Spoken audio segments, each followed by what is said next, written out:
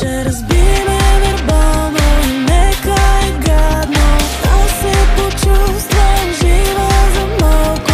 Знам, че усещаш и знам, че се сещаш. Как би ми